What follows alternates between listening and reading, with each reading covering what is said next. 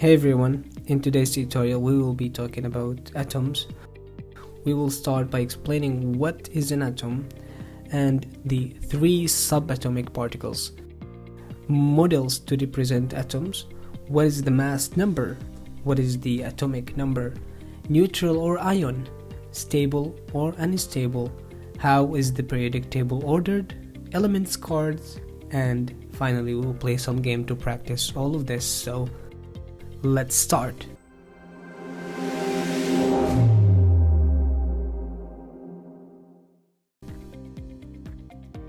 So what is an atom? Atoms are the building blocks for all matter. So all matter are made of atoms, whether it's you, me, stars, your phone, the table, everything. Whether you see it or not, living or non-living things, everything which is matter is made of atoms. To understand atoms, we must first know the three subatomic particles. So we have protons, neutrons, and electrons. So where does each one go? Let's start with protons. Protons are positively charged particles that goes in the center of the atom, which is called the nucleus. So protons are positively charged and they lay in the nucleus. Neutrons from the name, as the name suggests, they are neutral, so they don't have positive neither negative charge, and they also go in the nucleus with protons. Now protons and neutrons, both of them are larger compared to electrons, which are way smaller, 1,800 times smaller than the proton. Electrons are negatively charged particle and they go in the orbit around the nucleus. So we have protons and neutrons in the middle, in the nucleus of the atom, and around them goes the electron. Again, protons, an easy way to keep them is to remember that P for positive. So protons are positive, neutrons N for neutral, and electrons, the last one, they must be negative. How can we represent the atom? To represent the atom, we have two famous models. The first one, and it's the old one, but it's still useful up to date. It's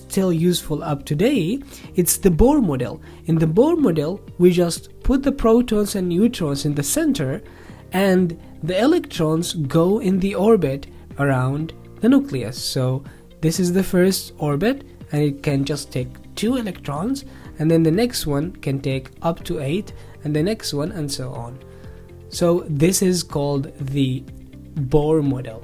But more accurate model, which is the newest model, is the cloud model, which shows the electron not as a particle orbiting in a specific place.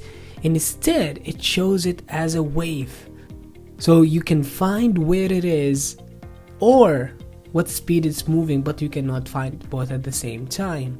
So this is the accurate and most recent representation of the atom. Just to simplify and make our tutorial easier, we're gonna use orbits for this video. Now, what is the mass number?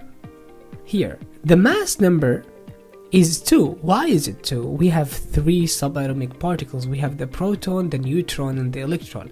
But remember, I told you that electrons are 1,800 times smaller than the proton, so their mass is ignored. So the mass of the atom is basically the mass of the nucleus in the middle.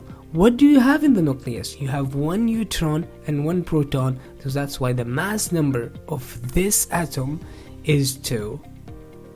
If I add 1 proton, the mass will be 3. If I add another neutron, the mass will be 4. But if I add electrons, the mass number will not be affected because electrons' mass is neglected. Only the protons and the neutrons give you the mass number. Now, what about the atomic number? The atomic number is the number of the protons only in the atom. So this atom has 2 protons. The atomic number of this atom is 2, not 4. The atomic number is the number of protons, and you can ask why only the number of protons. Why atomic? Why is something as special as the atomic number is only given to the number of protons? And the answer for that is because the number of protons is what makes this atom unique. I want you to keep your eyes on the name of the atom while I'm changing the neutrons. So first I will start with no neutron, then 1 neutron, 2 neutrons, and so on. So the atom is the same because the atom of helium, no matter how many electrons or how many neutrons it has, it only depends on the number of protons. This is what makes the helium atom a helium atom. It has 2 protons. So let's start with 1 proton, and you will see that 1 proton means a hydrogen atom. 2 protons, it's a helium atom. 3 protons, it's a lithium atom.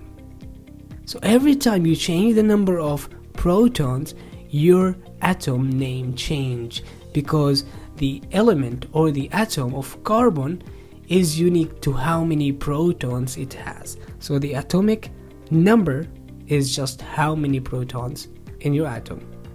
That's it for the first video from atoms. There will be another 2 videos very soon. Pandabood